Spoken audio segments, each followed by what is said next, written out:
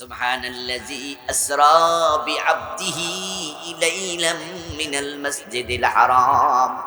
ওই মেরাজের ঘটনায় আল্লাহ নবী মুহাম্মদকে পরিচয় দিলেন, সে আমার গোলাম, আমার বান্দা, আমার দাস।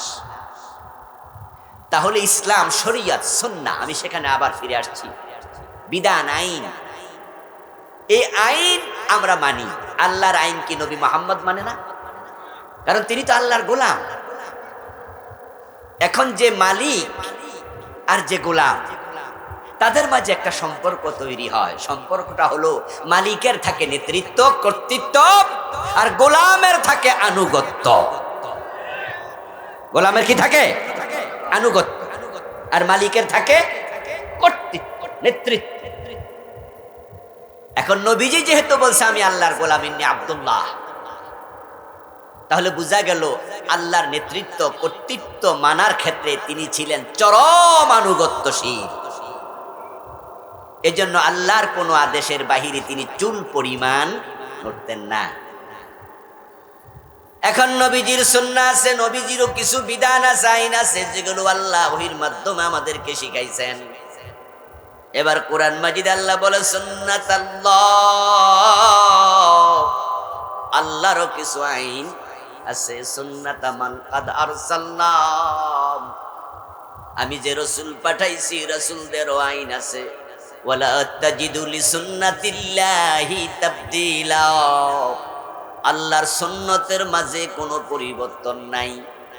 তো সুন্নত মানে যদি দাড়ি, টুপি, পাজামা, পাঞ্জাবি হয়, তাহলে আল্লাহর সুন্নত মানে কি?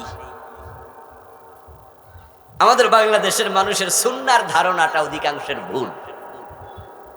আমি শুরুতে বলেছি আমার মূল কথা, সুন্নাত না মানলে উম্মত নয়। এখন সুন্নত মানে কি না বুঝলে মানবেন কেমনে? আপনাদের কাছে আমার জিজ্ঞাসা, জানা আগে না মানা আগে? আগে কি জানবেন না মানবেন? তো সুন্নত কি না জানলে কেমনে মানবেন? এদেশের মানুষের ধারণাই হলো সুন্নত মানে ওই যে জোহরের আগে 4 রাকাত সুন্নত আছে। সুন্নত মানে মুখে দাড়ি থাকবে, মাথায় টুপি থাকবে, ফজরের নামাজে 2 রাকাত সুন্নত আছে। আসলে সুন্নাতের ধারণাটা সঠিক ধারণা নয়, এগুলো সুন্নতেরই অংশ। কিন্তু মূল সুন্নাত ধারণা হলো নবীজির পুরাটা জীবনই আমাদের জন্য সুন্নাহ। আল্লাহর পুরা কোরআনের যত বিধান আছে, আইন আছে, সবগুলো হচ্ছে আল্লাহর নাজিল করা সুন্নাহ। তাহলে সুন্নাত না মানলে উম্মত নয়, এই কথা যদি আপনি একমত হতে চান, তাহলে আল্লাহ এবং তার রাসূল যাহা বলে তা মানিতেই হবে, নচেত উম্মত হওয়ার সুযোগ নাই। প্রিয় বন্ধু, যে কোরআন মাজিদ আল্লাহ তাআলা আমাদেরকে রাসূলের সুন্নাহ শিখতে বলেছেন, আল্লাহর সুন্নাহ তিনি শিখাইছেন, ওই কোরআন মাজিদ থেকেই আমি পড়েছি সূরাতুল আল ইমরানের 2টি আয়াতে কারিমা। এ কোরআনকে সামনে রেখে কথা বলবো, কোরআনকে সামনে রেখে জীবন চালাবো। যে ব্যক্তি কোরআনকে সামনে রাখে, কোরআন হলো আমাদের জিপিএস এর মতো, গুগল ম্যাপের মতো। শিক্ষিত মানুষেরা জিপিএস আর গুগল ম্যাপ চিনে। এখানেও অনেকে আছেন যারা গুগল ম্যাপ চিনেন। বিজ্ঞান যত আগাবে কোরআন বুঝা তত সহজ হবে। কোরআনের সাথে বিজ্ঞানের কোনো সংঘর্ষ আছে নাকি? বরং আল্লাহর কোরআনের ভিতরে বিজ্ঞান আছে না নাই? ইয়াসিন ওয়াল কোরআনিল হাকিম, কোরআন হচ্ছে বিজ্ঞানময় কিতাব। এর মাঝে জ্ঞান বিজ্ঞানের আকর, বিশাল বড় বড় খনি, এটা পুরাই বিজ্ঞানময় কিতাব। জিপিএস, গুগল ম্যাপ, এগুলো মোবাইলের ভিতরে আছে।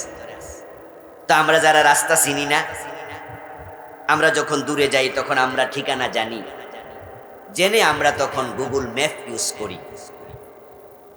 আমরা আমাদের ভাই 100 কিলোমিটার দূরে, 500 কিলোমিটার দূরে আছে, আমি দিনাজপুরে যাব, তো ওনার এলাকা আমি চিনি না, আমি চিনি সিরাজগঞ্জ পর্যন্ত, আমি চিনি ধরেন বগুড়া পর্যন্ত চিনি, আমি দিনাজপুর শহর, সেখান থেকে আরো 50 কিলো যেতে হবে। আমরা বলে দেই, ভাই গুগল লোকেশন পাঠিয়ে দেন, ঠিকানা দিয়ে দেন।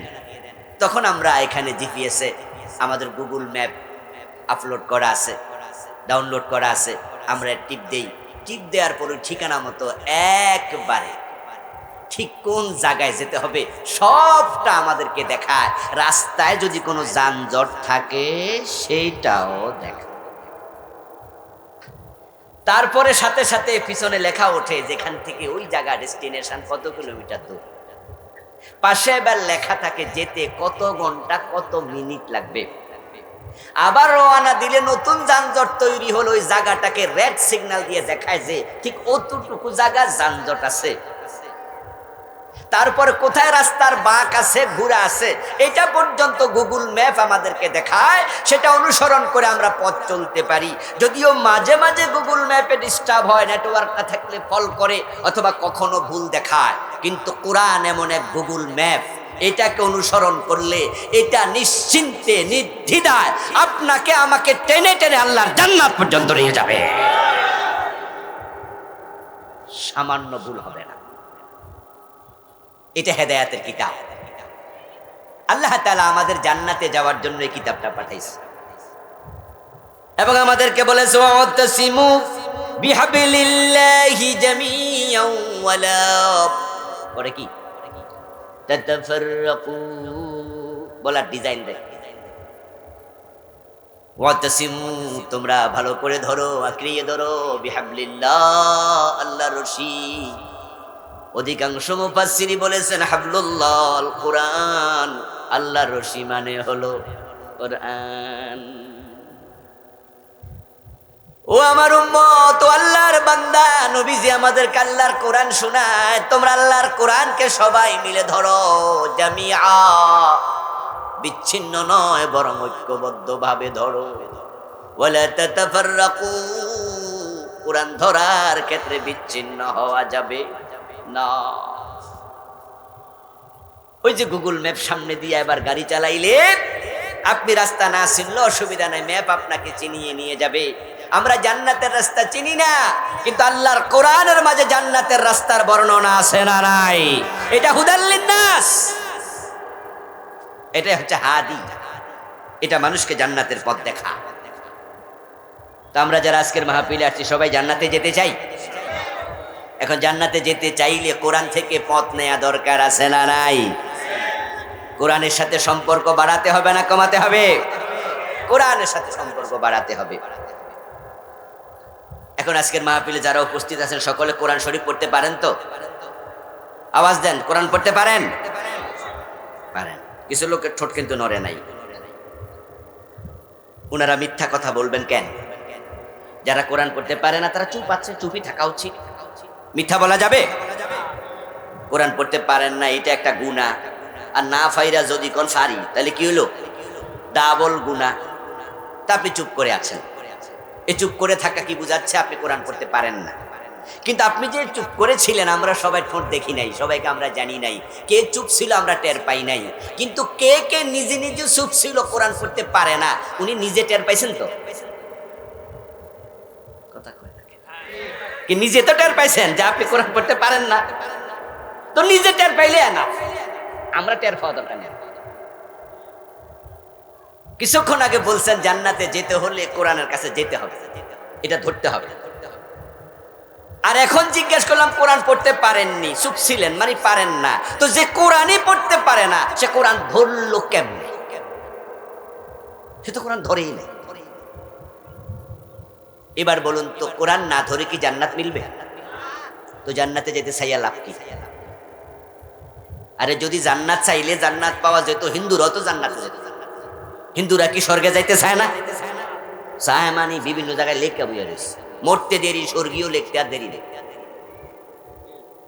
যে মরে, মরার পরে নাম উচ্চারণ কিন্তু আর স্বাভাবিকভাবে করে না। কিভাবে করে?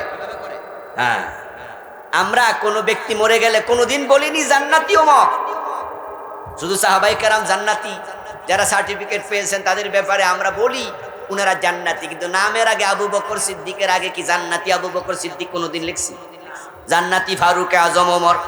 কিন্তু হিন্দু মিয়ারা দেখবে যে লিখবে স্বর্গীয় দুলাল চন্দ্র দাস, স্বর্গীয় অমক, স্বর্গীয় তমক। এর মানে হলো শখ কারে কয়। স্বর্গীয় লেখলে কি স্বর্গে যাওয়া যায়? স্বর্গটা কি? স্বর্গ মানে জান্নাত। আরবিতে বলে কি? জান্নাত। বাংলায় বলে বাগান, ইংরেজিতে বলে হেভেন, সংস্কৃতি শব্দ স্বর্গ, ফার্সিতে বলে বেহেশত। কি বলে? বেহেশত। আল্লাহ তাকে জান্নাত নসিব করো। আপনারা কি কন? আমিন। আল্লাহ তারে বেহেশত নসিব করো। কি কন? কোনদিন কইছেন নি হুজুর দুইটা দিব কেমনে একসাথে? আপনি বুঝছেন যে আসলে একই জিনিস, নাম আলাদা। কেউ বলে চোখ, কেউ বলে নয়ন, কেউ বলে আখি, শব্দ ভিন্ন, জিনিস কয়টা? কেউ বলে বউ, কেউ বলে বধূ, কেউ বলে লাউ, কেউ বলে কধু, কেউ বলে আনন্দ, কেউ বলে ফুর্তি। ওরা বলেছিল ভাস্কর্য, আমরা আলেমরা বলেছি সেটাই হলো মূর্তি। তারা আমাদের কথা শোনে নাই, শুনলে এত বেজ্জতি হইতো না। ঠিক কিনা? ঠিক কিনা? আমরা বলছি মূর্তি বানায়ও না, ওরা বলছে না হুজুর আমরা তো ভাস্কর্য বানাই। মূর্খরে হাইকোর্ট দেখাইছে। সুদ খায় না, কি খায়? ইন্টারেস্ট খায়, ইংরেজিতে খায়। জিজ্ঞাসা করছে চাচা আর কতকাল সুদ খাবেন? খারে না বাতিজা, কত আগে সুদ ছাড়ছি। তো মানুষে যে কয় কোন এখন ইন্টারেস্ট খাই, শব্দ চেঞ্জ করেছে। বলেছে আমরা মূর্তি বানাইও না। যদি থেমে যেত এত বেজ্জতি হতো না। কথা শুনেনি? বড় বড় ভাস্কর্যের নামে মূর্তি বানিয়েছে। জুলাই বিপ্লবের পর কি বেজ্জতি, গলায় রশি লাগাইয়া তারপরে মাটিতে ফেলেছে। কোনটার মাথায় উঠে মানুষ প্রস্রাব করে দিয়েছে। মরা মানুষটার কি বেজ্জতি করলি তোরা? কি বেজ্জতিটা করলি? এই জন্য অতি বাড়াবাড়ি ভালো নয়। এটা গণতান্ত্রিক রাষ্ট্র, এটা মাথায় থাকা উচিত। চাপিয়ে দিবেন না কিছুই। ভালোবাসা জোর করে আদায় হয় না, ভালোবাসা অন্তর থেকে নিতে হয়। আমার বন্ধু বলছিলাম জান্নাতে যেতে চান কিন্তু কোরআন পড়েন না। জান্নাতে কেমনে যাবেন? কোরআন শিক্ষা করা নফল না ফরজ?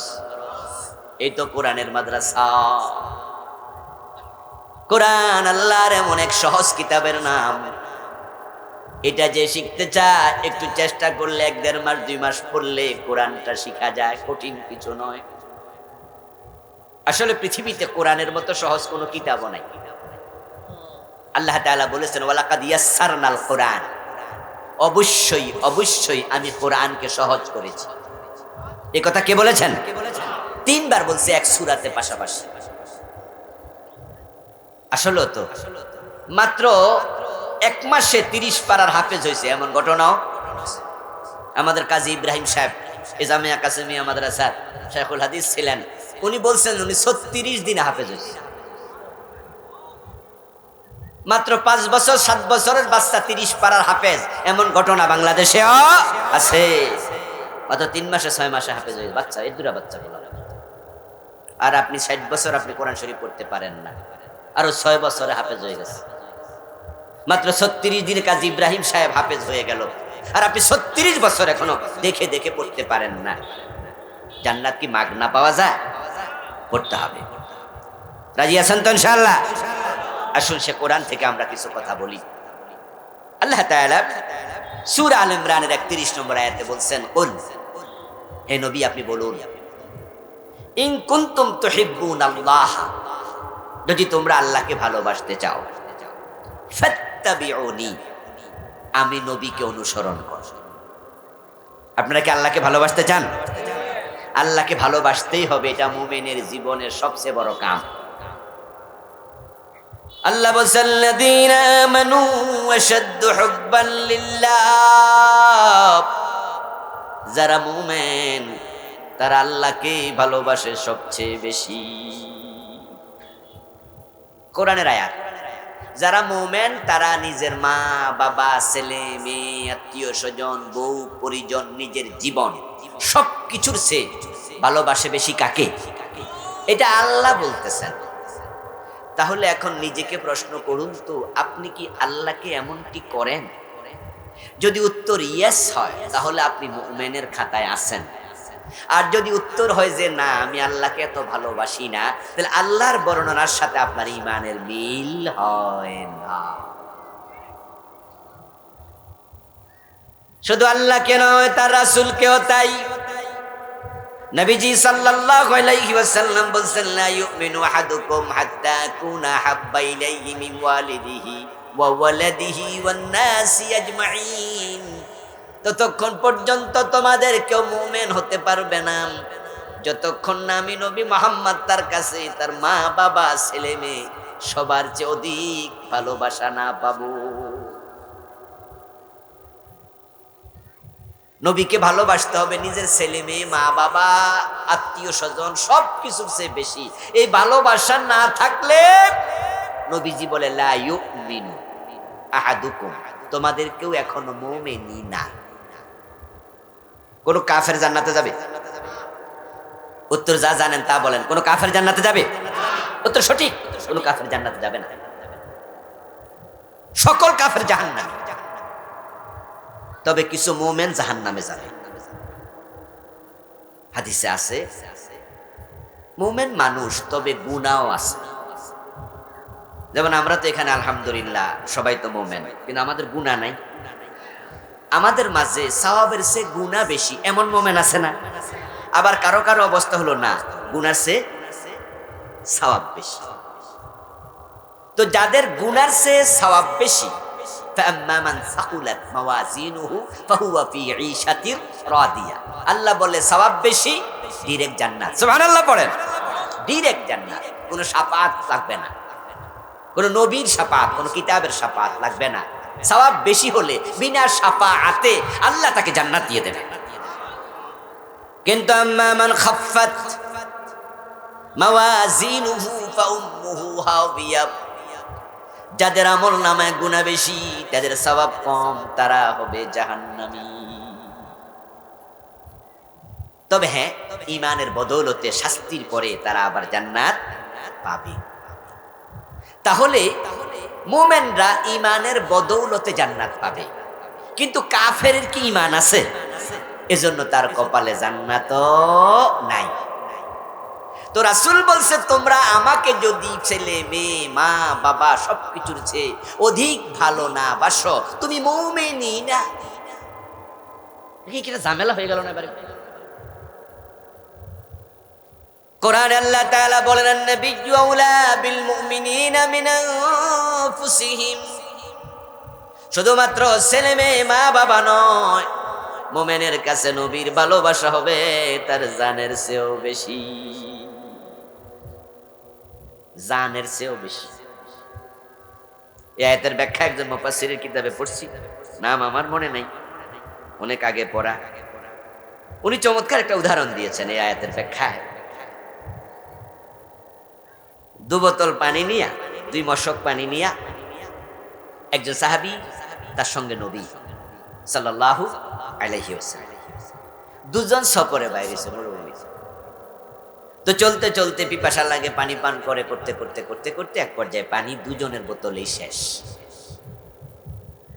পথ চলার পরে নবীজি সাল্লাল্লাহু আলাইহি সাল্লাম তাকিয়ে দেখেন যে উনার বোতলে 1 ফোঁটা পানিও নেই, কিন্তু সাহাবীর বোতলের তলার মাঝে এই 3-4 ফোঁটা পানি দেখা যায়, সামান্য। এখন বোতলটার মালিক কে? সাহাবী। উনার বোতলে সামান্য পানি আছে, আর নবীজি যে বোতলের মালিক ওই বোতলে কোনো পানি নাই।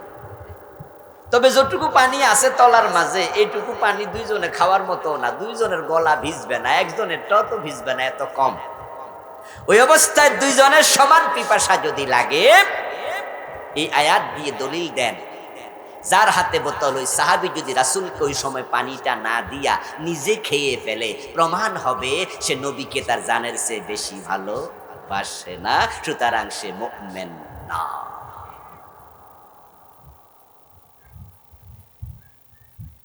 আল্লাহর নবীর ভালোবাসা একজন মুমিনের কাছে তার জানের চেয়ে বেশি হবে, এটা তো তালহা রাদিয়াল্লাহু তাআলা আনহু প্রমাণ দিয়েছেন। উহুদের দিন যখন যুদ্ধের ভয়াবহ মুহূর্তে সাহাবারা যুদ্ধের মাঠে দিক সেদিক ছুটাছুটি করছিলেন, উহুদের দিন প্রিয় নবীজি সাল্লাল্লাহু আলাইহি সাল্লাম একা হয়ে গেলেন। রাসূল যখন একা হয়ে গেলেন, হযরত তালহা রাদিয়াল্লাহু তাআলা আনহু তখন বললেন, ইয়া রাসূলুল্লাহ, অন্যদের মতো আপনি ছুটাছুটি দৌড়াদৌড়ি করবেন না, এটা আপনার জন্য বেমানান। বরং আমি তলহা আজকে আপনার জন্য ডাল হয়ে গেলাম।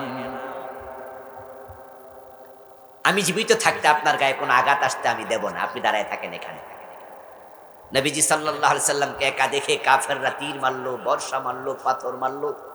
যেদিক থেকে তীর আসে হযরত তালহা রাদিয়াল্লাহু তাআলা আনহু সেদিকে নিজের বুক পেতে রাসূলকে পিছনে রেখে বুকে তীর নিতে শুরু করলেন। তীর আসছে, বর্ষা আসছে, পাথর আসছে। এই অবস্থায় হযরত তালহা আর দাঁড়িয়ে থাকতে পারলেন না, বেহুশ হয়ে তিনি লুটে পড়ে গেলেন মাটিতে। এবার একটি পাথর এসে রাসূলের হেলমেট বরাবর পড়ছে, মুখ বরাবর।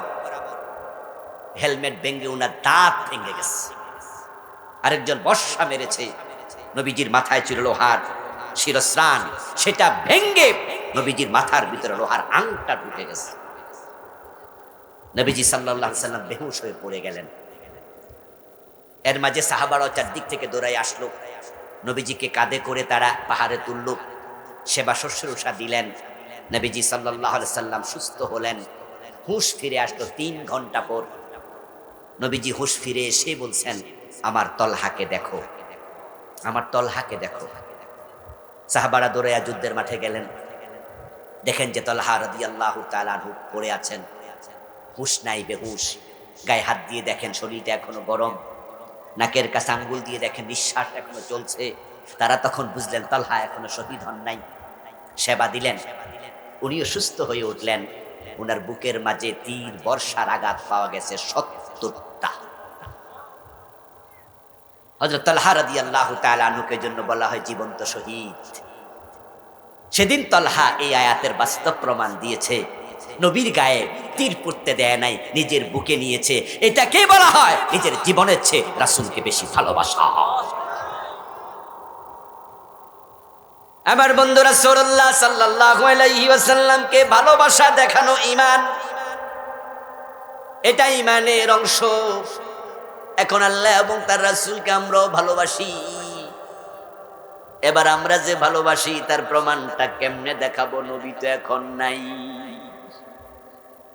নবীজি যদি আমাদের জন্য জমিনের উপরে থাকতেন তাহলে আমরা মদিনায় ছুটে যেতাম, নিজের গায়ের জামা খুলে রাসূলুল্লাহর পায়ের ধুলাবালি মুছে দিতাম, নবীজির কপালে চুমু খেতাম, নিজের হাতে রুমাল দিয়া রাসূলের কপালের ঘাম মুছে দিতাম। ইবনে মাসউদ রাদিয়াল্লাহু তাআলা আনহুর মতো নবীজির জুতাগুলো কাঁধে নিয়ে বহন করে বেড়াতাম। যদি রাসূল আক্রান্ত হতেন তলহা রাদিয়াল্লাহু তাআলা আনহুর মতো আমরা বুক পেতে তীর নিয়া নবীজিকে বুঝাইয়া দিতাম, আপনাকে আমরা জীবনের চেয়েও বেশি ভালোবাসি। কিন্তু সে সুযোগ কি আমাদের আছে? আমরা যে রাসূলকে ভালোবাসি, আমার সামনে আপনারা যারা আছেন বলেন, আপনারা কি রাসূলকে ভালোবাসেন না? একটু জোরে বলেন না, ভালোবাসেন? তো দেখাবেন কেমনে? রাসূল তো নাই, ভালোবাসা তো ফরজ। এখন দেখানোর পন্থা কি? নামের আগে লিখবেন আশেকে রাসূল, তাহলে প্রমাণ হয়ে যাবে, ঠিক না? বারবার শুধু বলবেন যে আহলে সুন্নাত ওয়াল জামাত জিন্দাবাদ জিন্দাবাদ, হয়ে যাবে, ঠিক না? এরকম নামের আগে লিখলে আশেকে রাসূল প্রমাণ হয়? ভালোবাসার প্রমাণ হবে এখন কর্মে। কুল ইন কুনতুম তুহিব্বুনাল্লাহ ফাত্তাবিউনি। ও প্রিয় নবী, আপনি বলুন, তোমরা যদি আল্লাহকে ভালোবাসো, আল্লাহর ভালোবাসা পেতে চাও, তাহলে আমাকে অনুসরণ করো। কর্মে প্রমাণ করতেই হবে। ইউহিব্বুকুমুল্লাহ। এবার আল্লাহর ঘোষণা, যারা নবী মুহাম্মদকে অনুসরণ করে আল্লাহ নিজে তাদেরকে ভালোবাসেন। ওয়ায়াগফির লাকুম যুনুবাকুম। আর আল্লাহ আপনাকে ভালোবাসার মানে হলো আমলনামার কোনো গুনাহ থাকবে না। আল্লাহ যাকে ভালোবাসেন তার সব গুনাহ আল্লাহ মাফ করে দেয়।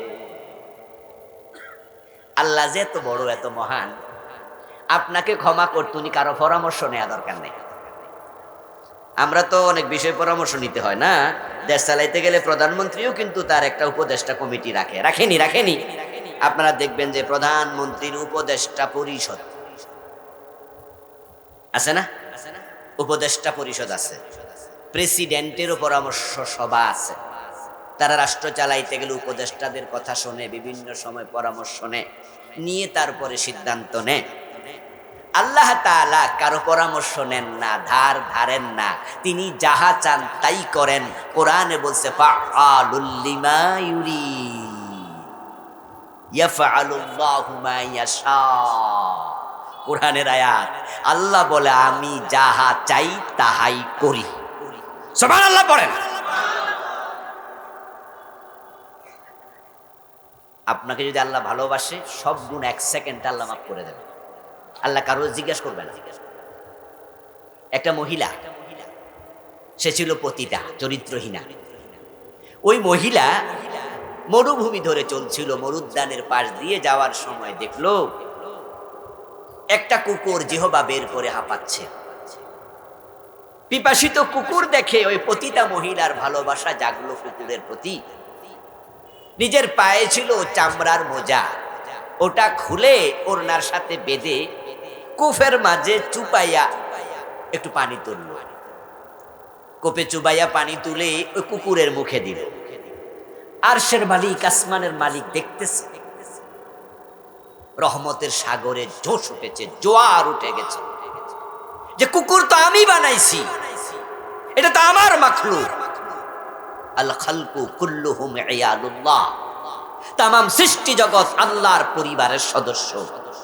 এই কুকুরও আল্লাহর তাসবিহ পড়ে, আল্লাহর জিকির করে, সাব্বাহা লিল্লাহি মা ফিস সামাওয়াতি ওয়া মা ফিল আরদ।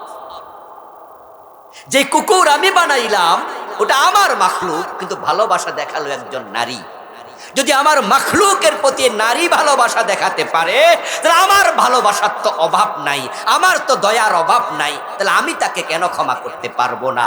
ওই মহিলা তাওবাও করা লাগে নাই, শুধু এই ভালোবাসার কারণে নবীজি বলেন আল্লাহ তার আমল নামার সব গুনাহ মাফ করে তাকে জান্নাত দিয়ে দিয়েছে। আল্লাহ তাআলা কখন কোন উসিলায় কাকে ক্ষমা করে এটা বোঝা যায় না।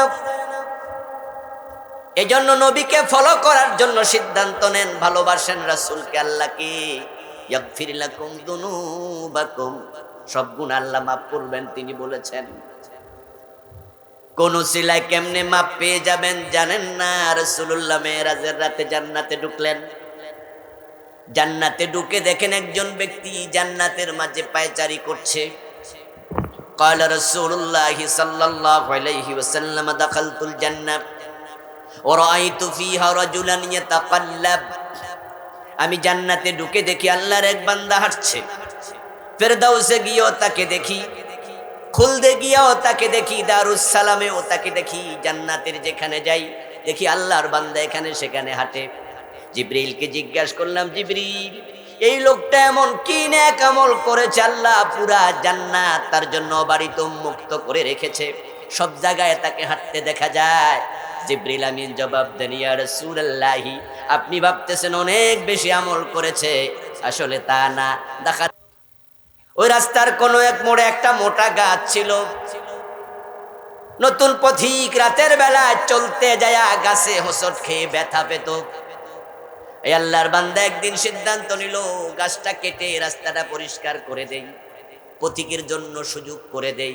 সে মানুষের পথ চলাচল সহজ করে দিল। আরশের মালিক খুশি হইয়া তার জন্য পুরা জান্নাত খুলে দিল।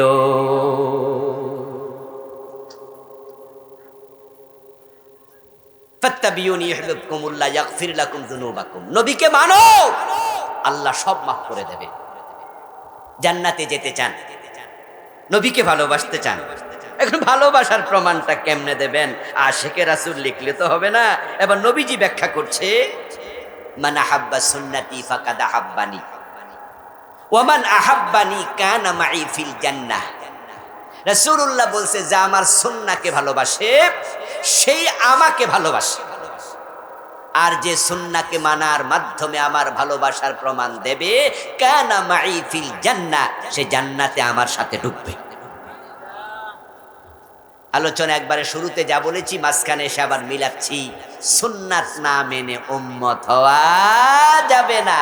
আর যে সুন্নাহ মানবে, নবী বলে সে আমার সাথে জান্নাতে যাবে। নবীজি সাল্লাল্লাহু আলাইহি সাল্লামের সুন্নাহ মানলে জান্নাত। এখন বাংলাদেশের লোকদের সমস্যা হলো সুন্নাত তারা মানে না তা নয়, সুন্নাত তারা মানে কিন্তু মসজিদে আর মাদ্রাসায়। সুন্নাহ মানে বিধান, সুন্নাহ মানে আইন, নবীর জীবন আচার হচ্ছে সুন্নাহ, নবীর লাইফ স্টাইল হচ্ছে সুন্নাহ। নবীজি হচ্ছেন জীবন্ত কোরআন, তিনি জীবন্ত ইসলাম। উনাকে মানাই মানে আল্লাহকে মানা। মান ইউতির রাসূল ফাকাদ আতা আল্লাহ। আল্লাহ কোরআন মাজিদে বলছেন যে রাসূলকে মানলো সে যেন আল্লাহকে মানলো। এখন আমরা যারা মুসলমান আছি, উম্মত আছি, আমরা সুন্নাত মানতে রাজি আছি। মাইজবান্ডার দরবার শরীফের পীর সাহেবের মুখে দাড়ি নাই। আপনারা যারা দেখছেন ভিডিওতে অথবা সরাসরি অথবা আপনি জানেন, তারা একটু জবাব দেন, মাইজবান্ডার দরবারের পীরের কি দাড়ি নাই? নজিবু বরসল মাইজবান্ডারি আওয়ামী লীগের এমপি ছিল, দেখেন নাই জীবনে? এর মাথায় টুপি নাই, গায়ে পাঞ্জাবি নাই, তো দাড়ি কার সুন্নাহ?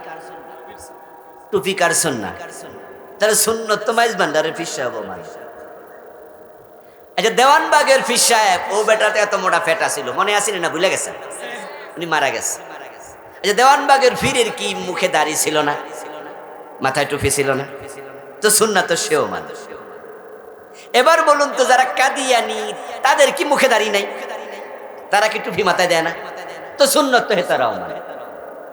তাহলে সুন্নাত মানলে জান্নাত, সুন্নাত মানলে উম্মত। তাহলে কাদিয়ানিও বেহেশতি হয়ে যাবে, দেওয়ানবাগিও হয়ে যাবে, আটরশিও হয়ে যাবে, মাইজবান্ডারিও হয়ে যাবে। আসলে কি তাই? আপনি বুঝে শুনে মানছেন কি? আপনি কি বোঝেন সুন্নাহ কি? সুন্নাহ কিভাবে মানতে হয়? মসজিদে ঢুকে ডান পা দিলেন, বের হতে বাম পা দিলেন, আল্লাহু আকবার বলে নামাজ শুরু করলেন, সালাম ফিরিয়ে নামাজ শেষ করলেন। কারণ এটা নবীজির সুন্নাহ। মাশাআল্লাহ, ভালো। মাগরিবের ফরজ 3 রাকাত, ইমাম যদি 2 রাকাত পরে সালাম ফিরায়, আমরা কি সালাম ফিরাবো না লোকমা দেব? কি বলে লোকমা দেব? কি বলে? সুবহানাল্লাহ বলে। বাংলাদেশে আল্লাহু আকবার চলে, আর এটা হলো মেড ইন বাংলাদেশ। আমাদের দেশে নামাজের ভিতরেও যে কত ঝামেলা আমরা ঢুকাইছি তার হিসাব নাই। এ নিয়ে আমার লেখা একটি বই আছে, হাদিসের বৈচিত্র্য পূর্ণাঙ্গ নামাজ। আমার লেখা মোট 8টা বই, আলহামদুলিল্লাহ। ওখানে আমি বাংলাদেশের নামাজের বিভ্রান্তি অনেকগুলো লিখছি হাদিসের আলোকে, তার মাঝে এটাও একটা। নবীজি বলছেন রিজাল তাসবিহু ওয়ালিন নিসাই তাসফিক। পুরুষেরা ভুল করলে ইমাম বলবে সুবহানাল্লাহ, লোকমা দিবে কি বলে? আর মহিলা মুসল্লি যদি থাকে তাহলে হাতের উপরে এভাবে হাত আওয়াজ করবে, মুখে বলবে না। কেবা কারা আল্লাহু আকবার ঢুকাইছে, সুবহানাল্লাহ সরাইছে, আমরা এখনো খুঁজে পাই নাই, কিন্তু সরাইছে বসে। ইমাম যদি 2 রাকাত পরে মাগরিবের সালাম ফিরায়, আমরা সবাই লোকমা দিলাম, কারণ আমরা ইমামকে মানি না, আমরা নবী মুহাম্মদকে মানি। তিনি মাগরিবের ফরজ পড়েছেন। এবার বলুন তো, সেই ইমাম যদি আপনার বাবা হতো, লোকমা দিতেন না? কথা বলেন, লোকমা দিতেন? আমরা বাবারাও মানি না, আমরা রাসূলকে মানি। আচ্ছা, সেই ইমাম যদি আপনার পীর সাহেব হতো, আপনি মুরিদ, লোকমা দিতেন না? কি প্রমাণ করলেন? আমরা পীরও মানি না, রাসূলকে মানি। যখন পীরের কথা, পীরের কাজ রাসূলের সাথে মিলবে না, তখন আমরা পীরকে মানব না। এই চিন্তাটা জীবনের সকল জায়গায় হওয়া দরকার, আছে না নাই? তাহলে পীরের কাছে বেপরদা বউ নিয়ে হাজির হন কেন? পীর সাহেব মাগরিবের ফরজ 2 রাকাত পরে সালাম ফিরাইলে পীর সাহেবরা লোকমা দেন। পীর যখন আপনাকে বলেছে তোমার বউ নিয়ে আমার কাছে আইসো, তখন আপনি লোকমা দিতে পারলেন না যে ওস্তাদ আপনি পীর, আমার বউ তো আপনার জন্য বেগানা নারী, তাকে আপনার সামনে আনি কেমনে? এটা তো হারাম, ঠিক কি না? না না, তখন আবার বউ নিয়ে হাজির হয়ে যায়। তাহলে আপনি সুন্নাহ বুঝতে ভুল করেছেন।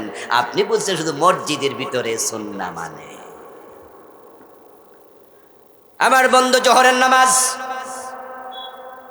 আপনাদের নরসিংদী জজকট মসজিদে চলছে, জজ সাহেবও নামাজ পড়তে যায়। কত জজ আছে নামাজি। ইমাম সাহেব জোহরের নামাজ 2 রাকাত পড়ে সালাম 2 রাকাত পড়ে আর তাহিয়াতু পড়তে মনে নাই, উনি দাঁড়ায়া যাচ্ছে, পেছন দিয়া লোকজন লোকমা দিল। কারণ সবাই জানে 2 রাকাতের পরে যোহরের নামাজে তাহিয়াতু পড়তে হয়, এটা ওয়াজিব। ইমাম সাহেব ভুল করেছে তাই লোকমা দিল। সাধারণ মানুষ যখন লোকমা দেয়, জজ সাহেবও মাসালা জানে, উনিও লোকমা দেয়। ইমাম সাহেব লোকমা নিলেন, যথারীতি সুন্দরভাবে নামাজ শেষ করলেন। এবার নামাজের পরে জজ সাহেব গিয়া চেয়ারে বসে মামলার রায় দেয়। সেখানে আমার রাসূলকে অনুসরণ করে কোরআনের আলোকে কয়টা রায় দেয়? কিন্তু নামাজ পড়ছে কারে অনুসরণ করে? তাহলে যত সুন্নত সব মসজিদে, ঠিক না?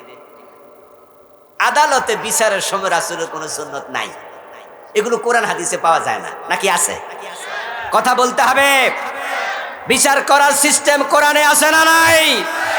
আদালত চালানোর সিস্টেম হাদিসে আছে না নাই? তো নামাজ চালাইলা রাসূলের সুন্নতে, দেশ চালাইলা কাল মার্কস, লেনিন, বঙ্গবন্ধু, অমক তমকের সুন্নতে। তাহলে সুন্নাত মানলে কেমনে, উম্মাত হবে কেমনে?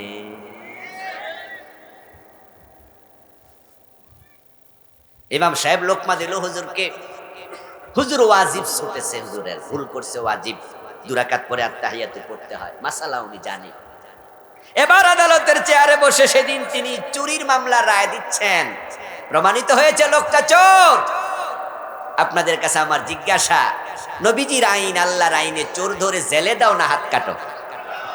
আমাদের দেশের বিচারকরা কি জেলে দেয় না হাত কাটে?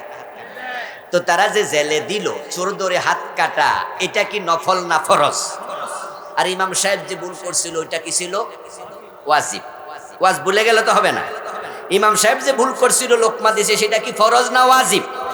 আর উনি যেটা করছে, ছাড়ছে, তরক করছে, এটা ওয়াজিব না ফরজ? গুরুত্ব কোনটার বেশি? তো উনি ওয়াজিবের লোকমা দে, ফরজের খবর নাই। এই যে ফরজের আলোকে আল্লাহর বিধানে চোর ধরে হাত কাটে না, ডাকাত ধরে শুলে দেয় না, জেনা করলে 100 বেত লাগায় না, বিবাহিত হলে পাথর মারে না, মদ পান করলে 80 বেত দেয় না, আল্লাহর বিধান সুন্নাহগুলো রাসূলের মানছে না, এ নিয়ে অনেক লোকের মনে কোনো ব্যথাও, ওই অসুবিধা কি চলছে?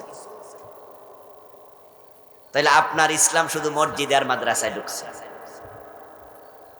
এই ওয়াজ শুনতে আবার অনেকের কাছে রাজনীতির গন্ধ মনে হয়, জানি বুঝছি রে, ইশারা ইঙ্গিতে রাজনীতি চলছে।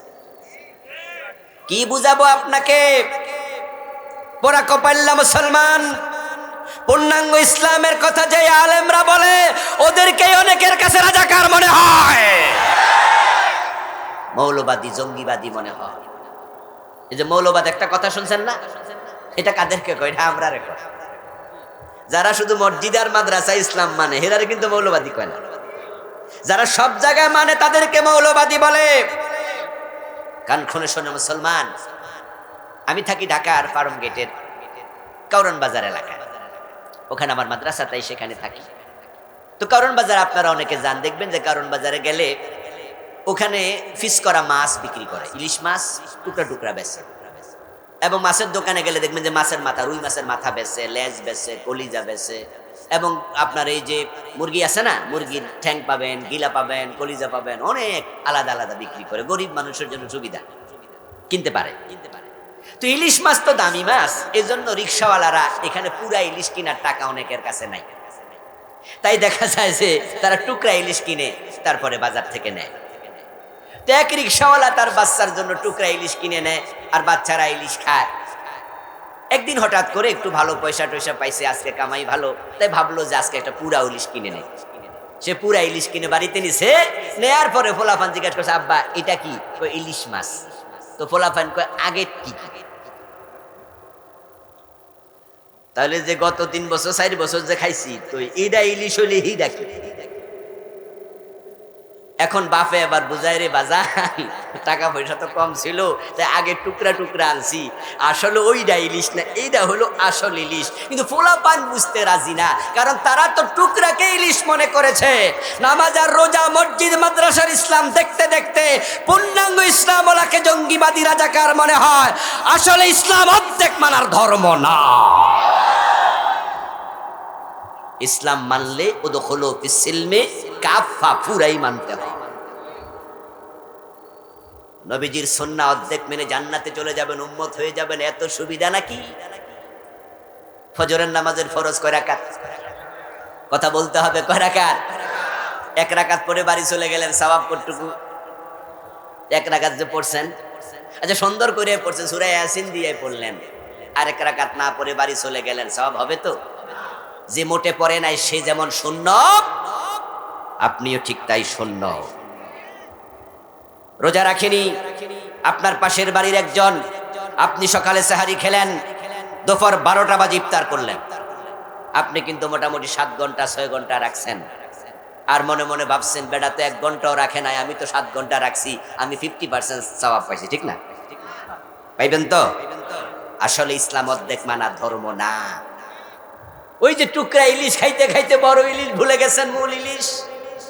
বাংলাদেশের মানুষ অর্ধেকটা ইসলাম মানছে, 54 বছর আদালত ইসলাম চলে না, সচিবালয়ে চলে না, গণভবনে চলে না, বঙ্গভবনে চলে না, শিক্ষানীতিতে চলে না, সংস্কৃতিতে চলে না, রাজনীতিতে চলে না, ব্যাংকে ইসলাম চলে না, ব্যবসায়ী চলে না, মসজিদ আর মাদ্রাসার ইসলাম দিয়ে জান্নাত পাওয়া যায় না।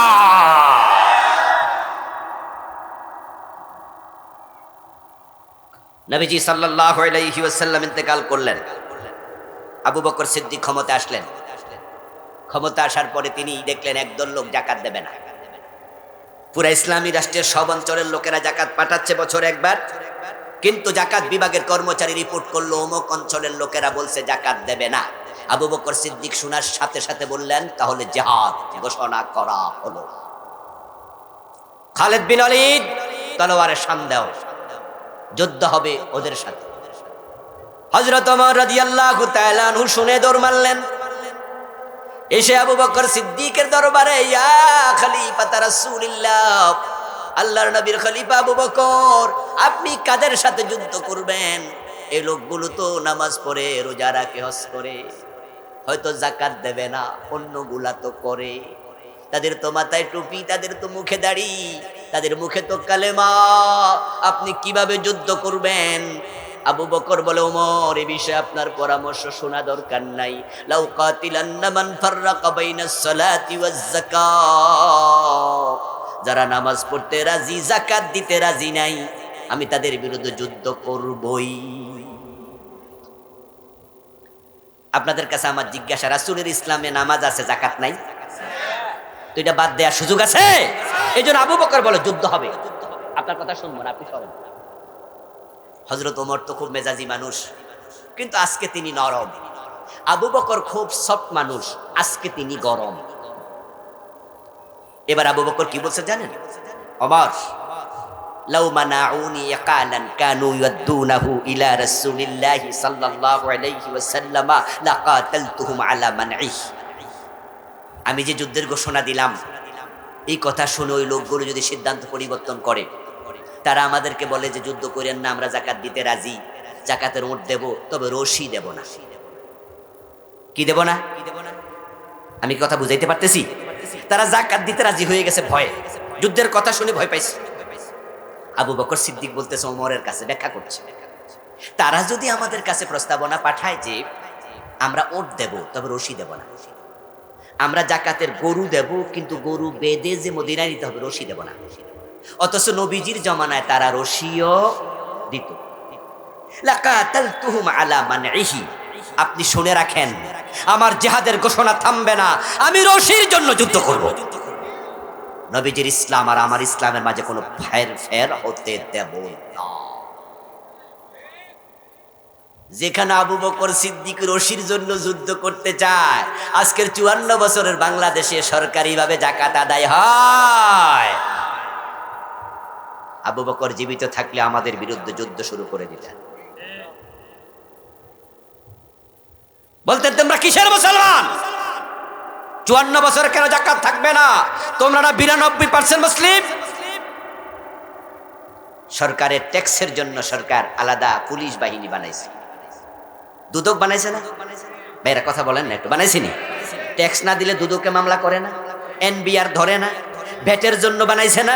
দোকানদার ভ্যাট না দিলে দেখবেন যে ভোক্তা অধিকার আইন হয়েছে, সেখানে আলাদা পুলিশ আছে, সেখানে ম্যাজিস্ট্রেট আছে। তোমার ভ্যাটের জন্য, তোমার ট্যাক্সের জন্য তুমি যদি আইন করতে পারো, আলাদা আলাদা পুলিশ থাকে, আলাদা ম্যাজিস্ট্রেট থাকে। যারা ধনী মানুষ জাকাত দেয় না, তাদের জন্য আলাদা ব্যাংক, আলাদা আদালত, আলাদা পুলিশ দরকার আছে না নাই? করার সুযোগ কি নাই? কেন করে না জানেন? কারণ জাকাত আমরা তুইলা লাভ কি? জাকাত তো খাইব গরিবে। তো আমরা এমপিরা কি গরিব? আমরা যারা মন্ত্রী আইন বানামু, আমরা মন্ত্রীরা কি গরিব? তো গরিবের জাকাতের লাইগা আমাদের এত কষ্ট করা দরকার। এর মানে আপনারা যারা গরিব, আমরা যারা গরিব, আমাদের দিকে নেতাদের খেয়াল নাই। বরং তারা ভ্যাটের টাকা, ট্যাক্সের টাকা দিয়া দেশ চালাবে, সেখানে ওই টাকা দিয়া ব্রিজ বানাবে, রাস্তা বানাবে। এবং আমাদের টাকাগুলো জমায় 100 কোটি টাকার রাস্তা 30 কোটি খরচ করে 70 কোটি মাইরা কানাডায় বেগম পাড়া বানাবে।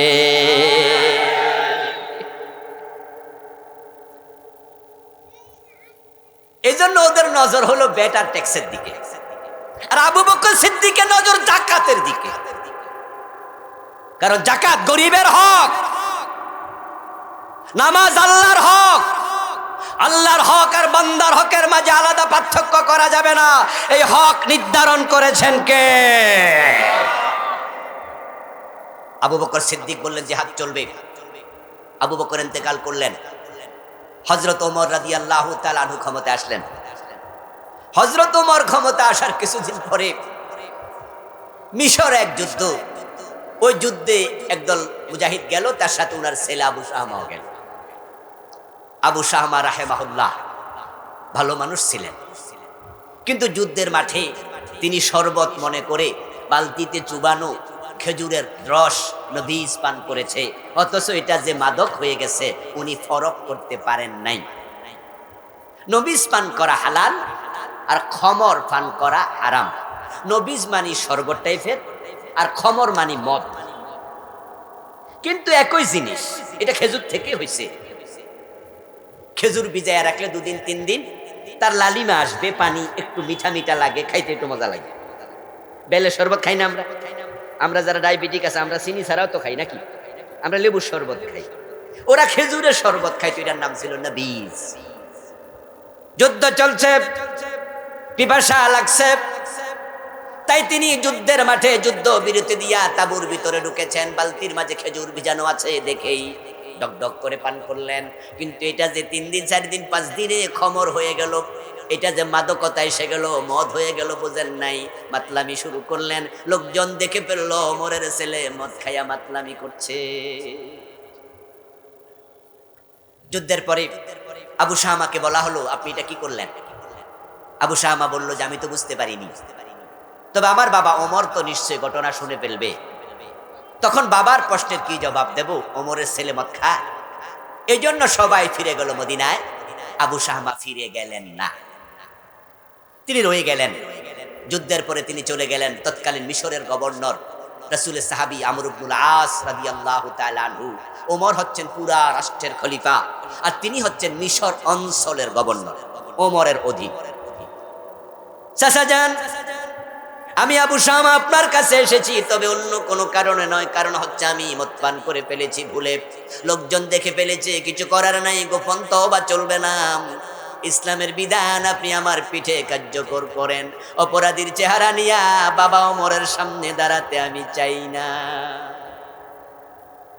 মদ পান করলে 80 বেত দিতে হয়, রাসূলের ইসলাম সুন্নাহ। কি এটা সুন্নাহ মানে কি? আইন আইন এই বলেন সুন্নাহ মানে কি? এইটা শিখে বাড়ি যাবেন, ধারণা চেঞ্জ করতে হবে। এটা রাসূলের সুন্নাহ, রাসূলের আইন। এই টুপি সুন্নাহ, এই দাড়ি সুন্নাহ। মদ খাইলে 80 বেত দেওয়া কি? বাংলাদেশে টুপি দাঁড়িয়ে আছে, কিন্তু 80 বেতের আইনটা নাই। ইসলাম পুরানা অধিকা। আহা, মানুষের লাশ পড়ে আছে রাস্তায়, ট্রাকের নিচে পড়েছিল, তো ট্রাকটা ঠিক পেটের মাঝখান দিয়ে চলে গেল চাকাটা, তো নারী বুড়ি সব বের হয়ে গেল। লোকজন চারদিকে দাঁড়ায় দেখতেছে, লাশ পড়ে আছে। একজন সামনে আগাইয়া কয়, তবে মাথাটারে আল্লাহ বাঁচাইছে। কি কইছে? মানে লাশ পড়ে আছে, নারী বুড়ি বাইরে হয়ে গেছে মাঝখান দিয়া। এই পাগলে কি কয়? কয় যে আল্লাহ মাথাটারে বাঁচাইছে। তখন যারা উপস্থিত তারা কয় যে সরবি তুই পাগল কোথাকার, যে লাশ মরে গেছে মাথা বাচ্চা লাভটা কি? পেটের উপর দিয়ে ট্রাকের চাকা গেল, রুগী তো মরে গেল, মাথা থেকে লাভ কি? ইসলাম অর্ধেক মানো বাকি অর্ধেক মানো না। তোমাদের ইমানের হালত কি? তোমরা অর্ধেক মানে লাভটা কি হয়? আত্মসমালোচনা করো। ফজরের এক রাকাত পরে বাড়ি যাও কেন? বাকি রাকাত পড়ো না কেন? রোজা রেখেছো সন্ধ্যা পর্যন্ত কেন রাখো না? 12টা বাজে ইফতার করো কেন? 92% মুসলমানের দেশ, আমরা চাইলে কি পুরো ইসলাম মানতে পারি না? আমাদের সুযোগ আছে না নাই? তো আমাদের অর্ধেকটা ইসলাম কেন চলবে? হযরত ওমর আশিবেতের ব্যাপারে সিরিয়াস, তাই হযরত আবু শাহমা জানে বাবার সামনে গেল, উপায় নাই। আমর ইবনুল আস হাতে দৌড়া নিলেন, আশিবেত পিঠের মাঝে দিয়ে দিলেন। তারপরে পিঠে বেত্রাঘাত নিয়ে আবু শাহমা চলে গেল মদিনায় ফিরে। ওমরের সামনে দেখা, ওমর তো প্রশ্ন করে বসলেন, বাবা কি শুনেছি এসব বলো। আমর ইবনুল আস আশিবেত দিলেন, পিঠে বেত নিয়ে চলে গেল। আবু শাহমা গেঞ্জি খুলে আব্বারে দেখায়, বাবা ওমর আমি বেত নিয়ে এসেছি, হজ শরীয়তের এটা হলো হজ বিধান, আমি পিঠে নিয়ে এসেছি। মাশাআল্লাহ, ভালো কাজ করছো। না হয়তো মদিনার গভর্নরকে বলতাম, সে তোমার 80 বেত দিত। তো দিছো তো ভালো হয়েছে। কত বেত? ওই আব্বা 80 বেত। তাহলে একজন সাক্ষী আনো তো। আমার ছেলে হিসাবে আবার কম টম দেয় নাই তো?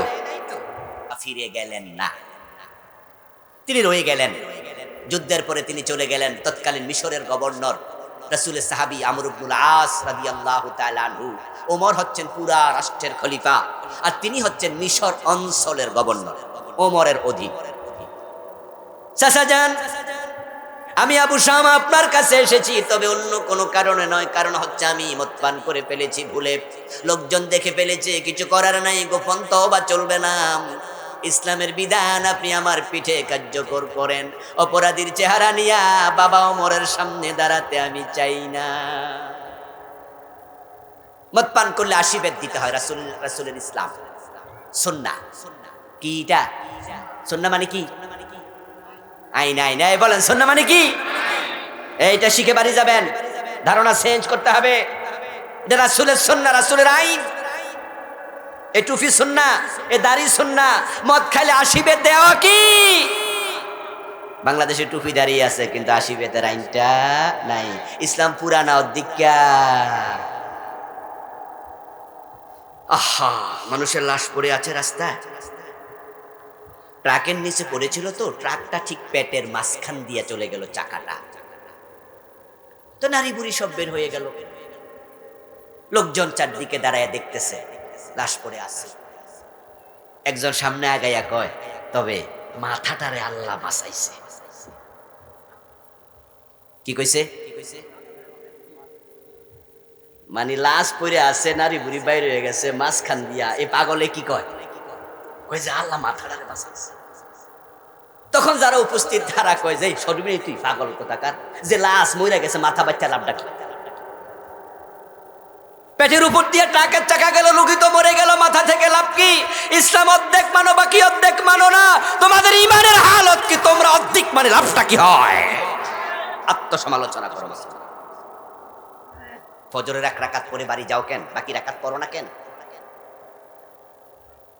রোজা রেখেছো সন্ধ্যা পর্যন্ত কেন রাখো না? 12টা বাজে ইফতার করো কেন? 92% মুসলমানের দেশ, আমরা চাইলে কি পুরো ইসলাম মানতে পারি না? আমাদের সুযোগ আছে না নাই? তো আমাদের অর্ধেকটা ইসলাম কেন চলবে? হযরত ওমর 80 বেতের ব্যাপারে সিরিয়াস, তাই হযরত আবু শাহমা জানে বাবার সামনে গেল, উপায় নাই। আমর ইবনুল আস হাতে দৌড়া নিলেন, 80 বেত পিঠের মাঝে দিয়ে দিলেন। তারপরে পিঠে বেত্রাঘাত নিয়ে আবু শাহমা চলে গেল মদিনায় ফিরে। ওমরের সামনে দেখা, ওমর তো প্রশ্ন করে বসলেন, বাবা কি শুনেছি এসব বলো। আমর ইবনুল আস 80 বেত দিলেন, পিঠি বেত নিয়ে চলে গেল। আবু শাহামা গেঞ্জি খুলে আব্বারে দেখায়, বাবা ওমর, আমি বেত নিয়ে এসেছি, হদ, শরীয়তের এটা হলো হদ বিধান, আমি পিঠে নিয়ে এসেছি। মাশাআল্লাহ, ভালো কাজ করছো। না হয়তো মদিনার গভর্নরকে বলতাম, সে তোমার 80 বেত দিত। তো দিছো তো, ভালো হয়েছে। কত বেত? ওই আব্বা 80 বেত। তাহলে একজন সাক্ষী আনো তো। আমার ছেলে হিসাবে আবার কম টম দেয় নাই তো। গভর্নর তো আমার অধীনে চাকরি করে, সে আমার অধীনে গভর্নর। 80 বেত দিছে, 80 বেত আব্বা, তো সাক্ষী আনো। আবু শাহামা বলে, আব্বা জান, সাক্ষী পাবো কই? সেখানে তো চাচা আমর ইবনুল আস আমার পিটানোর সময় ঘরের দরজা বন্ধ কইরা পিটাইছে। হযরত ওমর বলেন, ইন্না লিল্লাহি ওয়া ইন্না ইলাইহি রাজিউন। আমর ইবনুল আস আল্লাহর ইসলামে পরিবর্তন করে ফেললো, এই অধিকার তাকে কে দিল? ইসলামের বিধান হলো অপরাধীকে মানুষের সামনে শাস্তি দিতে হবে। সূরা নূরে আল্লাহ তাআলা অপরাধী শাস্তির কথা বলেছে, বলে ইয়াশহাদ আযাবাহুমা তাইফাতুম মিনাল মুমিনিন। যখন জেনাকারীকে 100 বেত দিবা, একদল মুমিনের সামনে দিবা। ইসলামের সাইকোলজি হলো, লজিক হলো, যুক্তি হলো, মনস্তত্ত্ব হলো, অপরাধী মাইরি খাইয়া সোজা হয়ে যাবে, আর অন্যরা মায়ের দেখে অপরাধ ছেড়ে দেবে। আমরা তো বলি সোনার বাংলা, সোনার বাংলা, কিন্তু এটা হচ্ছে চোরের বাংলা। যদি আপনি চোর ধরে হাত কাটার আইন চালু করে দিতে পারতেন, 100 চোরের হাত কেটে দেখেন, ওই কাটা হাত দেখে 1000 চোর তারের মতো সোজা হয়ে যাবে।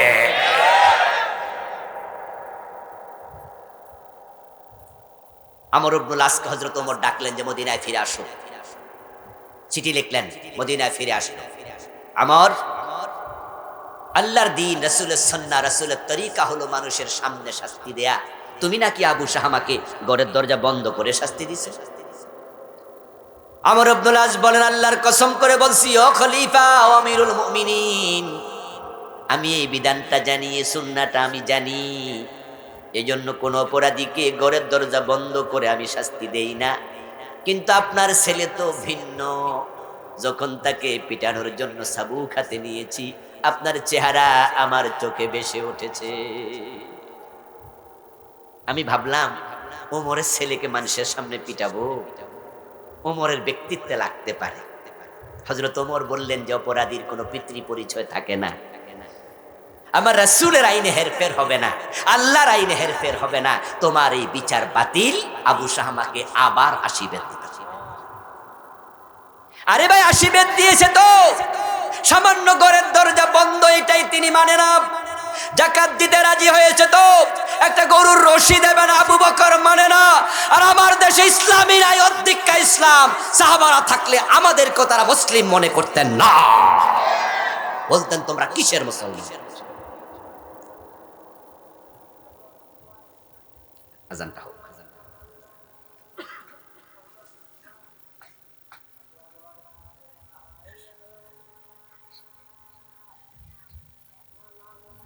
উঠবেন না প্লিজ, বসুন। প্রিয় ভাইয়েরা আমার, আমরা বলছিলাম যে রাসূলুল্লাহর ইসলাম পুরা যদি মানতে হয়, পুরা মেনে চলাকে আপনি আবশ্যক মনে করেন, এটাকে ফরজ ভাবেন, আবু বকর ওমরের চিন্তা মাথায় লালন করেন, সুন্নাহ পরিপূর্ণ মেনেই তবে উম্মাত হবেন। তা আমরা পারিনি। 54 বছর চলে গেছে। নতুন বাংলাদেশে পরিপূর্ণ ইসলাম মানার একটি সুযোগ আসছে, আমরা মনে করছি। আল্লাহর দেয়া সুযোগ এবার কাজে লাগানো দরকার আছে না নাই? এখন কিন্তু বাংলাদেশের বাম আর রামেরা নাই। এখন আলহামদুলিল্লাহ বাংলাদেশে 2টি দল এখন আছে, মৌলিকভাবে বড় 2টি দল, শহীদ প্রেসিডেন্ট জিয়াউর রহমানের দল আর ইসলামী দলগুলো। এখন আমরাই আছি। জিয়াউর রহমান রাহিমাহুল্লাহ, আল্লাহ তার কবরকে জান্নাত বানায় দাও, বলেন আমিন। তিনি সংবিধানে বিসমিল্লাহ ঢুকিয়েছেন, জানেন তো আপনারা? এই সংবিধানে বিসমিল্লাহটাই জালেমরা ঢুকায়নি। উনি নামাজি ছিলেন, উনি সংবিধানে বিসমিল্লাহ ঢুকিয়ে প্রমাণ করেছেন তিনি ডানপন্থী মানুষ, তিনি ইসলামপন্থী মানুষ। তাহলে এখন উনারা আছে আর আসি আমরা ইসলাম ওলারা। যদি আমরা এবার সিদ্ধান্ত নেই, সামনে সরকার যেই যাবে, আল্লাহর কোরআনের আইন সংবিধানে ঢুকাতে হবে। সুযোগ আছে না নাই? এবার বাধা কে দেবে? বাধা দিত হাসানুল কিনু, রাশেদ খান মেনন, ওই বাম এবং রামেরা। জুলাই বিপ্লবের পর তারা এখন সবগুলো অ্যারেস্টেড, তারা অনেকে পালিয়ে গেছে। আর তাদেরকে যারা আশ্রয় প্রশ্রয় দিয়েছে, যারা দেশ স্বাধীনের নেতৃত্ব দিয়েছে, ৭২-এর সংবিধানে বিসমিল্লাহ ঢুকায় নাই, ওই লোকগুলো এখন দারুণ বিপদে আছে, তারাও রাস্তায় নাই, নাম নিতে পারে না। তাহলে এখন তো ইসলামরা অলরেডি বাংলাদেশে সুযোগ পেয়েছে এগিয়ে যাওয়ার। আমরা যদি আওয়াজ তুলি তাহলে কোরআনের সংসদ বানাতে হতো, এবারে আমরা সমর্থ হব ইনশাআল্লাহ। মর্নিং সজদা ডে, প্রত্যুষ দিবসের প্রতিচ্ছবি। এই দেশে যে ইসলাম আসছে তার একটি চিহ্ন কিন্তু আমরা ডাকসু নির্বাচনে পেলাম। জাকসু, রাকসু, চাকসু, 4টা বড় বিশ্ববিদ্যালয়, বাংলাদেশের সেরা ইউনিভার্সিটি। সে বিশ্ববিদ্যালয়ের ছাত্ররা, ছাত্রীরা তারা ইসলামের পক্ষে তাদের সাপোর্ট দিয়ে, ভোট দিয়ে তারা প্রমাণ করেছে তারাও বাংলাদেশে ইসলাম চায়। এটা কি আপনারা বোঝেন নাই? যে জাহাঙ্গীরনগর বিশ্ববিদ্যালয়কে বলা হয় বামদের আতুর ঘর, যে বিশ্ববিদ্যালয় ইসলামের নামে কোনো সাবজেক্ট নাই, পড়ানো হয় না, একটা সাবজেক্টও নাই, ইসলামের ইতিহাসও নাই, ইসলামিক স্টাডিজও নাই, আর আরবি আর কোরআন হাদিস তো দূরের কথা। সে বিশ্ববিদ্যালয়ের নির্বাচনে এবার ওখানকার স্টুডেন্ট, ছাত্র ছাত্রীরা ইসলামের পক্ষে ভোট দিয়ে বুঝিয়েছে বা আমার রামদের জায়গা বাংলাদেশে হবে না। তারা যদি ইসলামের পক্ষে আসতে পারে, আমরা যারা আপামর জনতা, নামাজি, হাজি গাজি, ইসলামের পক্ষে আবার মাথা উঁচু করে দাঁড়ানো দরকার আছে না না?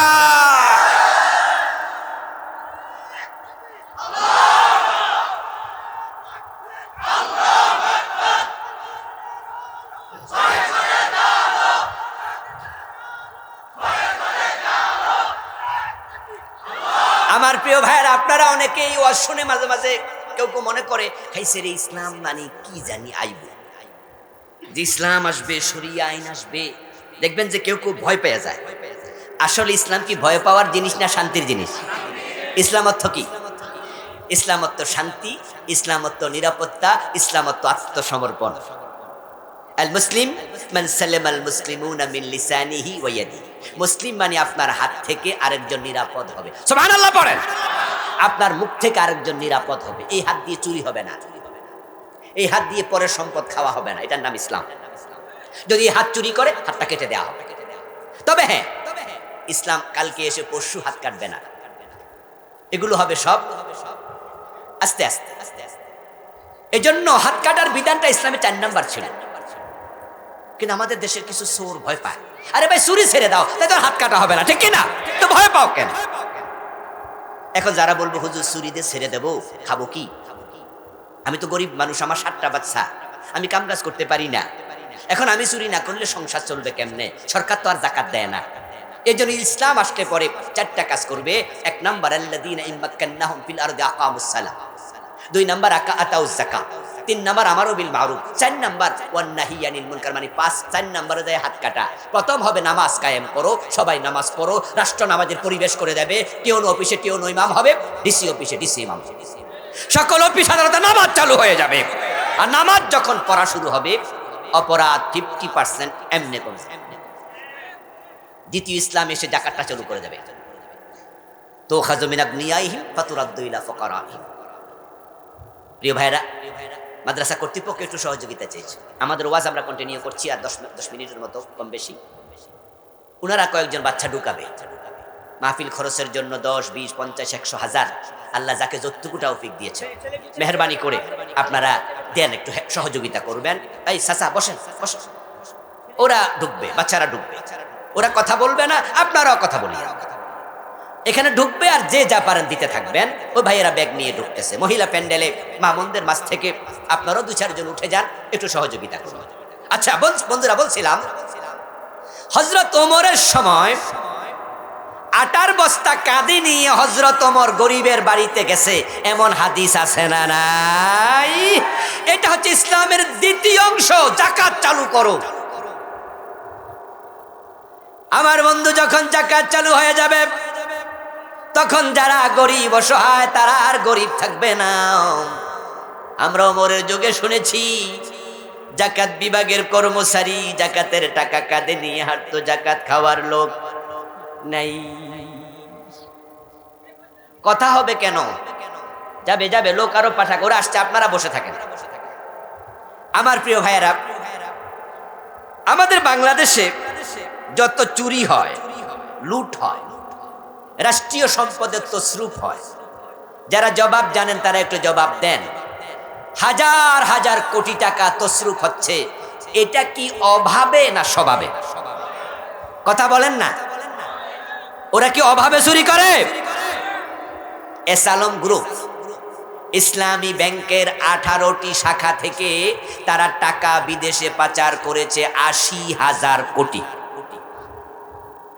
অথচ এস আলম কোম্পানি আজ থেকে 3 যুগ আগে, 3 12 36 40 বছর আগেই তারা শত শত কোটি টাকার মালিক। তাদের রাস্তায় এস আলম বাদ ছিল যখন আমি ক্লাস 3-তে পড়ি, 2-তে পড়ি, ওই সময়। সেই 87, 82, 83-তে এস আলম বাস ঢাকা চট্টগ্রাম রুটে চলে। এর মানে তারা নতুন ধরি না পুরাতন ধরি। তো 80,000 কোটি টাকা চুরি করছে অভাবে বইরা। আমাদের এমপিরা যারা চুরি করে তারা অভাবে না স্বভাবে? চেয়ারম্যানরা যারা চুরি করে অভাবে না স্বভাবে? যদি সোনার বাংলা বানাতে চাও, সম্পদ নিরাপদ করতে চাও, যারা স্বভাবে চুরি করে তাদের হাত কাটার আইন সংসদে পাশ করাতে হবে। এটা ইসলাম, এটা ইসলাম। ইসলাম আসার অর্থ কি ভয় পাওয়ানো না। ইসলাম আসলে মাদক থাকবে না। আমার সামনে আপনারা যারা আছেন, মাদকের পক্ষে কেউ আছেন? আপনার ছেলে, আপনার ভাই মদ খাক, এটা কেউ চান? কিন্তু 54 বছর ইসলাম না থাকার কারণে মদ তারা বন্ধ করে নাই। বন্ধের ব্যাপারে আন্তরিকতা তাদের ছিল না। মুখে যাহা বলে আমরা মাদকের ব্যাপারে জিরো টলারেন্স, এগুলো মিথ্যা বুলি। কারণ তারা মদের বিরুদ্ধে যে অফিসটা বানিয়েছে, অফিসের নাম দিয়েছে মাদক নিয়ন্ত্রণ অধিদপ্তর। আপনাদের কাছে আমার জিজ্ঞাসা, আমরা মাদক নিয়ন্ত্রণ চাই না নির্মূল চাই? বলেন, কথা বলেন, নিয়ন্ত্রণ না নির্মূল? তো তারা নির্মূলের কোন অফিস বানাইছে? তো চিন্তা এত খারাপ। আমরা যখন বাসে চড়ি, প্রাইভেট কারে চড়ি, গাড়ি যখন 100-তে চালায়, 90-তে চালায়, তখন আমরা ড্রাইভারকে বলি, ড্রাইভার সাহেব নিয়ন্ত্রণে চালান ভাই, সাবধানে চালান, নিয়ন্ত্রণে চালান। তো নিয়ন্ত্রণ মানে কি? স্টার্ট বন্ধ করে দাও। আমরা কি বুঝাইছি? যে 60-এ চালান, 70-এ চালান। তাহলে যারা বলছে মাদক নিয়ন্ত্রণ, এর মানে কি? কিছু কিছু চালা। এই জন্য হোটেল শেরাটনে মদ আসেনি, হোটেল সোনারগাঁয়ে মদের বার আছে, রেডিসনে আছে, 5 স্টার হোটেলে মদ খায় কারা? ওই গরিবেরা নয়। গরিবদের জন্য আইন বানিয়েছে, মদ খেলে পথে ধরো, রাস্তায় ধরো, রাস্তার মোড়ে ধরো, বাড়ি থেকে ধরে নিয়ে থানায় দাও, পিটাও। আর দড়ির দুলালেরা 5 স্টার হোটেলে মদ খাবে, মেয়ে নিয়ে নাচবে, কেউ ধরতে যাবে না। এক দেশে দুরকমান দিয়ে কিয়ামত পর্যন্ত মাদক বন্ধ হতে পারে না। ওমরের ছেলেকে যেভাবে 80 বেত দিয়েছে মাদক বন্ধের জন্য, ওই 80 বেতের আইন দরকার আছে না নাই?